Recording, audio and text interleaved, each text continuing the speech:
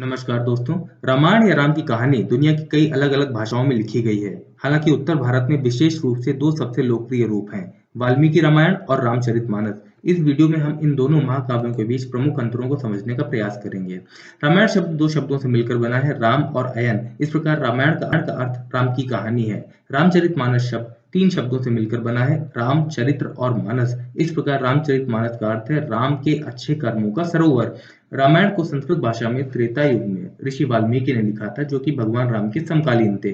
रामचरितमानस को कलयुग में गोस्वामी तुलसीदास ने अवधी भाषा में लिखा था। गोस्वामी तुलसीदास 16वीं शताब्दी में सन 1511 से 1623 के बीच में धरती पर रहे। रामायण को श्लोकों के प्रारूप में लिखा गया है, जबकि रामचरितमानस को चौपाई रूप में लिखा गया है। रामायण भगवान राम और उनकी यात्रा की मूल कहानी है, जबकि रामचरितमानस रामायण का पुनर्वर्णन है। रामायण की रचना 7 अध्यायों या कांडों में की गई है। वे हैं बालकांड, अयोध्याकांड, अरण्यकांड, किष्किंधाकांड, सुंदरकांड, युद्धकांड और उत्तरकांड। रामचरितमानस में भी ये सातों कांड दिए गए हैं। केवल एक अंतर है कि तुलसीदास ने युद्धकांड का नाम बदलकर लंका कांड किया हुआ है। मित्रों, अगला अंतर यह है कि रामायण में राम को मर्यादा पुरुषोत्तम के रूप में दिखाया गया है, जिसका अर्थ है उत्कृष्ट आचरण वाले श्रेष्ठ पुरुष। उन्हें असाधारण वाले मानव के रूप में दिखाया गया है, जबकि रामचरितमानस में राम को भगवान के अवतार के रूप में दिखाया गया है।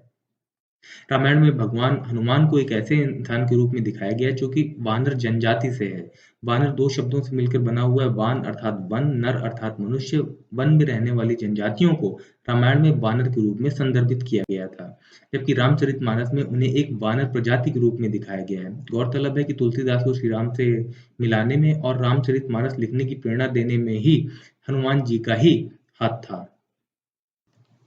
रामायण के अनुसार राजा जनक ने सीता स्वयंवर का आयोजन नहीं किया था। इसके बजाय जब भी कोई शक्तिशाली व्यक्ति जनक से मिलने जाता था, तो वह उन्हें शिव धनुष दिखाते थे और इन्हें उठाने के लिए कहते थे। एक बार जब विश्वामित्र राम लक्ष्मण के साथ जनक के पास गए, तब जनक ने राम को धनुष दिखाया। भगवान राम ने धनुष उठाया और उनका विवाह सीता से हुआ। जबकि रामचरितमानस में स्वयंवर का आयोजन राजा जनक द्वारा सीता के लिए किया गया था और शिव के धनुष को उठाने की प्रतियोगिता भी थी। कोई भी धनुष को नहीं उठा सका, तब श्री राम ने उसे उठाया और सीता से विवाह किया। रामायण के अनुसार सीता का अपहरण और कष्ट वास्तविक थे। राम द्वारा सीता का बचाव और बाद में अग्नि परीक्षा लेकर दुनिया को अपनी पवित्रता साबित करने के लिए कहना वास्तव में हुआ था, जबकि रामचरितमानस के अनुसार असली सीता का अपहरण कभी नहीं हुआ था। राम सीता के अपहरण का पूर्वाभास करते हैं और सीता की छाया बनाते हैं और अग्निदेव को असली सीता भेज देते हैं। अग्नि परीक्षा ही वास्तविक सीता के साथ सीता की छाया का आदान प्रदान करने का एक तरीका था। मित्रों, अगला अंतर यह है कि रामायण के अनुसार रावण 2 बार युद्ध भूमि में राम से लड़ने आया था। सबसे पहले वह युद्ध की शुरुआत में आया था, उन्हें राम का अपमानित करके जीवित छोड़ दिया गया था। दूसरा, वह युद्ध के अंत में आया था, जब राम द्वारा मारा गया था। जबकि रामचरितमानस में रावण अंत में केवल एक बार ही युद्ध के मैदान में आया था।